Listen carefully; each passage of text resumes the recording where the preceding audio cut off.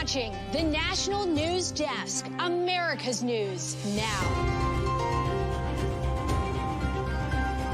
We have a strong person of interest in the shooting that shook our city last week. How a breakfast at McDonald's in Pennsylvania may have cracked the whodunit case that captivated the country. And AI and nuclear energy, how and why tech giants are connecting the two for what could be the next big fight on Capitol Hill over the future of America's energy grid. And then a preteen social media ban coming next month to one state. Who else might be restricted on signing up for online content?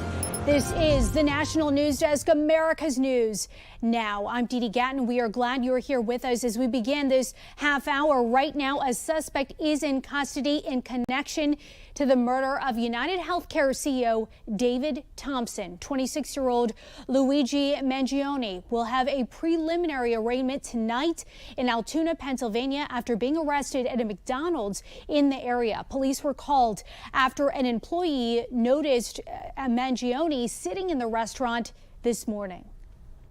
Today at 9:14 a.m., Altoona police officers were dispatched to a McDonald's restaurant for reports of a male matching the description of the UnitedHealthcare CEO murder suspect. Officers made contact with the male, who was subsequently arrested on unrelated charges.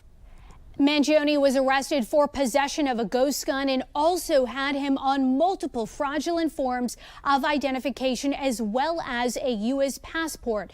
New York Police Commissioner Jessica Tisch says this individual matches information seen in the video of the killing of David Thompson.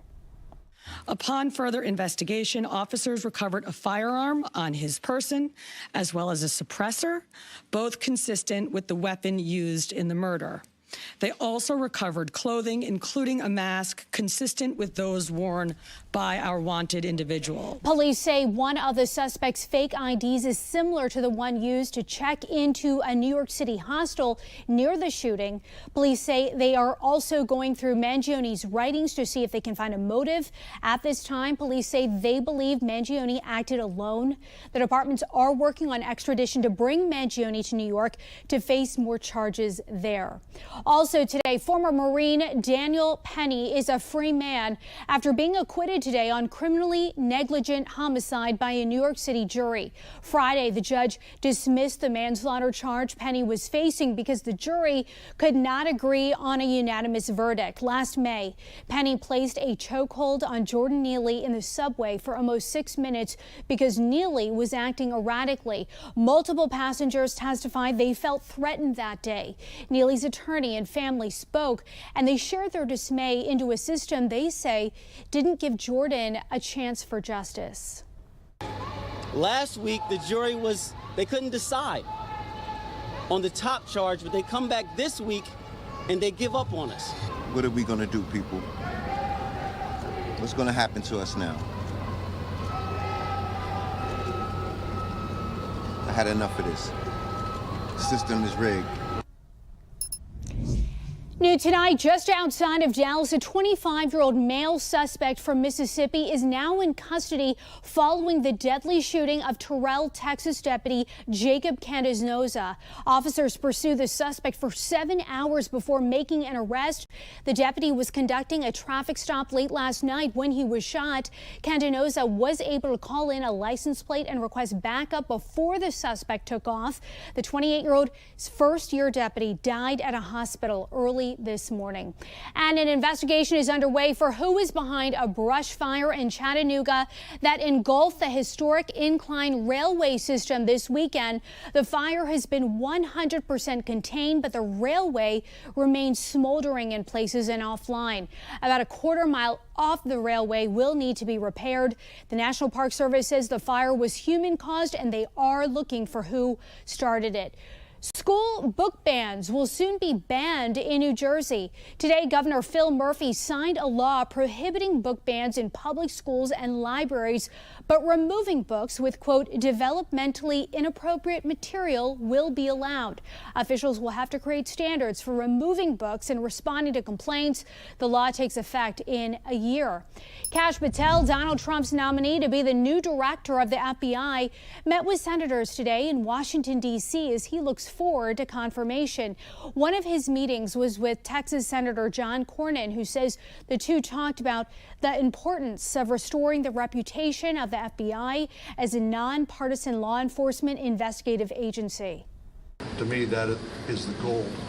Mr. Patel said he shares that goal, and so we had that was reassuring. Cornyn says he's inclined to support Patel, barring unforeseen circumstances. Current FBI Director Christopher Wray would need to be forced out before Patel could take over. Wray was appointed by Trump to a 10-year term in 2017. Cornyn said he does not know what Wray's plans are, but he assumes Patel will eventually be confirmed as the next FBI director. New details tonight as Meta is the latest tech company turning to nuclear energy to power large data centers needed for their AI initiatives. But mixed messages out of Washington on the future of nuclear energy leave the plans up in the air. National correspondent Kelly Gaskins joins us from Washington with how U.S. leaders feel about the options. As tech giants race to harness the power of AI, last big AI update of the year, there's a puzzle to sort out, finding a way to power these energy-intense projects. We are committed to building the most advanced AI in the world. For Meta, nuclear energy could be the answer. The company is seeking developers to bring nuclear reactors online by the early 2030s. Meta joining Google, Microsoft, and Amazon, all looking at nuclear energy to power AI initiatives. As many companies aim for a carbon-free future, demand for electricity in the United States is projected to skyrocket, fueled in part by the need to power AI, according to Grid Strategies. Nuclear options could fill that need. The 2024 GOP platform promising increased domestic energy production from all sources, including nuclear. But it's still a controversial energy source due to safety concerns. Donald Trump appearing to waffle on the topic during his sit-down with Joe Rogan. I think there's a little danger in nuclear. They do them wrong. They build these massive things because they get too big and too complex and too expensive. Biden's Inflation Reduction Act included incentives for nuclear power through tax credits for existing and new plants and support for development.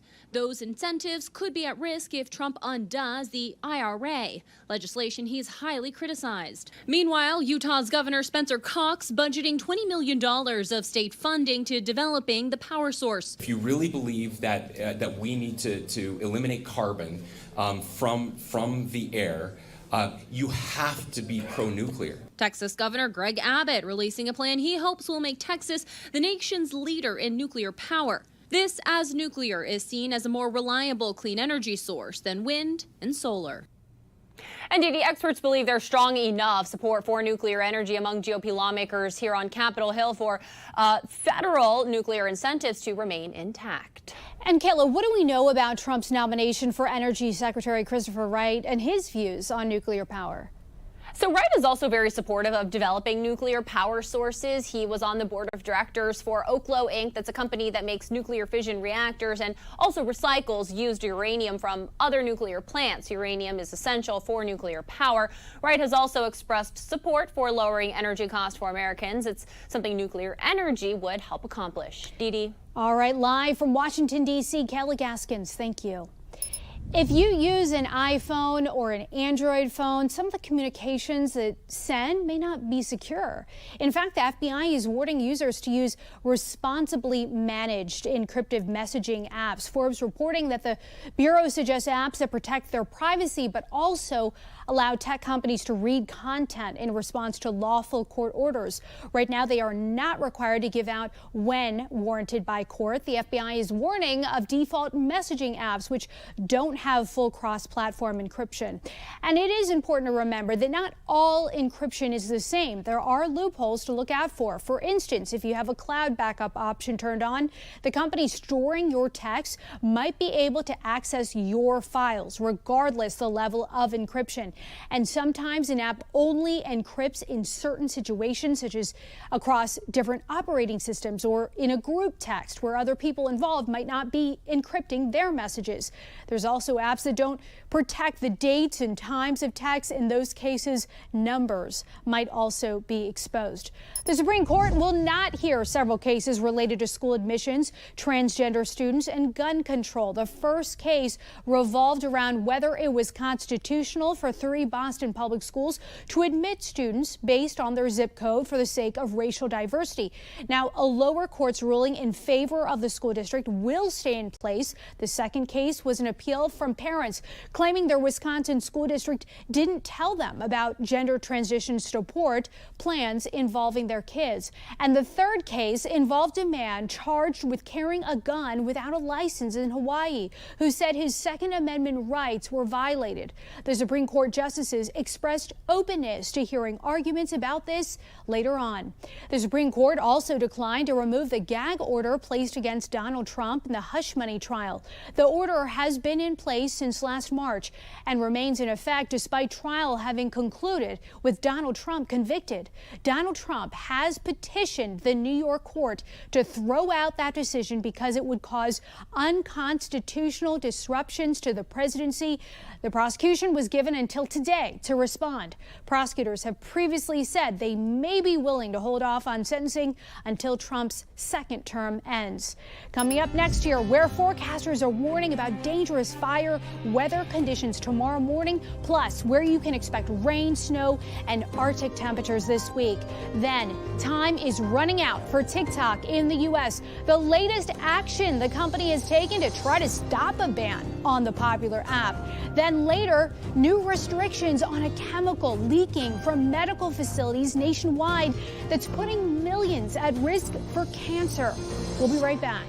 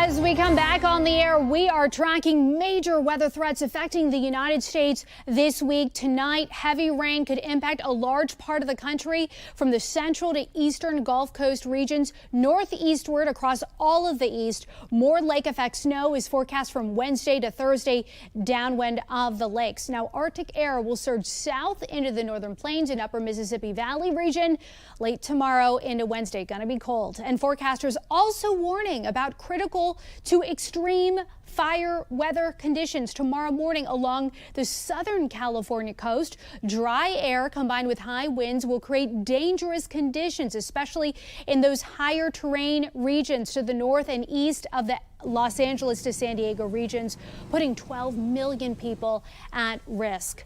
Holiday shopping returns will likely create issues for many companies this season. According to the National Retail Federation and Happy Returns, 17% of merchandise sales are expected to be returned, up 2 percentage points from last year. Things like buying multiple sizes or buying something for a specific event and then returning, really putting a strain on retailers. Some of them are adding stricter policies like fees and shorter return windows. New Jersey residents are still seeing mysterious drones in the sky. Governor Phil Murphy said today the state got 49 sighting reports last night. Murphy said not all of them were legitimate, but he is frustrated. There haven't been more answers after several weeks of sightings. The FBI, DHS, Secret Service, and state police, they're all investigating. You can report sightings through FBI's tip line. And developing now, with no established government in Syria, American forces are trying to make sure ISIS doesn't take advantage of the situation. U.S. Central Command says its warplanes conducted dozens of airstrikes on more than 75 sites operated by the terror group overnight into this morning. The barrage comes after Syria's government fell to a rebel group. The U.S. warns that any organization that supports ISIS in any way will be held accountable. Officials say the strikes appear to be successful. They do believe preliminarily that they were very, very successful in hitting legitimate ISIS targets and further degrading their capabilities. Meantime, President Biden says he believes that American journalist Austin Tice, who was kidnapped more than 12 years ago in Syria, is still alive. The State Department today says they are working with parties in the region in the hopes of bringing Austin home. There are intensive efforts underway by the United States to find Austin Tice and bring him home to his family. Our special envoy for hostage affairs, Roger Carstens, is in Beirut, and we are pressing all parties in the region to support this effort. The Pentagon grounds its fleet of Osprey helicopters again. The military is temporarily pausing flights because they found weakened pieces of metal broke apart during a flight, and that caused an engine to fail and almost resulted in a crash in New Mexico last month. The pause is voluntary. So far, the Navy and Air Force have said they are following the recommendation. The Marine Corps did not immediately respond. We do know the Osprey is that branch's primary assault support aircraft. American tech company NVIDIA is now being investigated by China over possible violations of Chinese anti-monopoly laws, among other accusations. It comes as tensions over trade between the U.S. and China grow. Last week, the U.S. restricted exports to dozens of Chinese companies, and China banned exports of some critical minerals to the U.S. The owners of TikTok are asking a federal appeals court to put a potential ban on hold while they prepare to appeal it to the Supreme Court. Under the law taking effect January 19th, TikTok's Chinese parent company ByteDance would have to sell the app or it would be banned in the U.S. A panel of judges upheld the law last week. TikTok and ByteDance want a decision by next Monday. We have reporters all across the country in your neighborhoods covering issues that matter to you. We're taking the pulse of America, and we start in Oregon, where people camping out for a concert were robbed at knife point. Jessica Bailey and her mother had set up camp underneath this overpass Saturday morning. She says at around 11 a.m., a woman approached them, demanding money, their sleeping bag, and much more. She had a knife this big under her shirt, like kind of tucked away. Juan Villarreal took this picture, which shows the woman appearing to hold a knife. The victims say the woman left and stabbed a tire of a bicycle a man was riding. Police say they responded to a call of a stabbing at Williams and Multnomah in the Lloyd district. Officers arriving within 4 minutes. So far, police have not found anyone who was stabbed, but they did arrest a suspect, 52-year-old Angelique Butler of Portland. It's something 16-year-old junior at Crestview High School, Sheely Scott, says her peers are talking about. the new state law that would prohibit children under 14 from being on social media. We all have mixed opinions, different opinions on it, but I think majority of them believe that there should be action taken. Scott says she's been on social media since she was about 13 years old and believes the platforms do provide some good. But she says the pros also come with cons, like cyberbullying. The law says children 14 and 15 years old would need parental consent to have an account, or else social media platforms would terminate the accounts if the consent is not provided within a 90-day appeal period. That would directly impact children like 15-year-old David Knobloch and 14-year-old Henry White. Proposition A, also known as the voter-approved tax rate election, or VATER, was approved by Austin voters in November with nearly 60% of the vote. As a result, property taxes for Austin homeowners are going up to provide raises for teachers and staff in the district, which are now in effect. But the district is only able to use a fraction of the money generated by Prop A. I can only imagine if you got to use all of the money. AISD says the majority of the money, the $130 million, is going back to the state for recapture. County Commissioner Bridget Shea criticized the state for taking so much money in recapture, while also failing to increase funding for public schools in 5 years.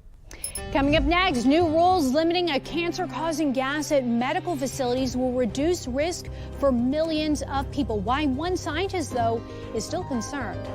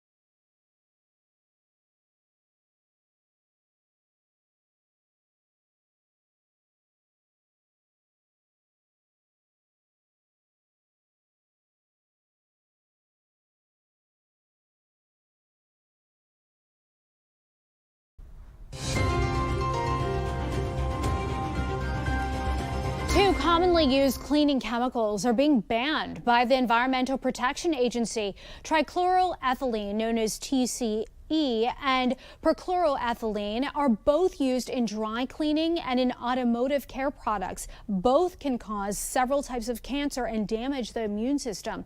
Some exceptions are being allowed for aviation, defense, and medical industries. This as the EPA is finalizing new regulations in the medical industry to crack down on another carcinogenic gas that's causing toxic emissions across the country. Spotlight on America investigative journalist Angie Moreski is in Laredo, Texas, where residents are concerned that EPA is taking too long to follow through on their promises. I love this one. Yes, that was his 8th grade picture. Maria Salazar cherishes the time she had with her son Manny. He was just 13 when they got the devastating news no parent can bear to hear. Your son has one kind of a cancer. It breaks you. It breaks you. Manny spent the next 3 years battling not just one, but ultimately 3 different types of cancer until this funny, creative, always polite young man lost his fight. I couldn't believe it. Like, it felt numbed. At the time, in 2019, Maria had no idea her home sat within 2 miles of a facility emitting a toxic cancer-causing gas into the air around them.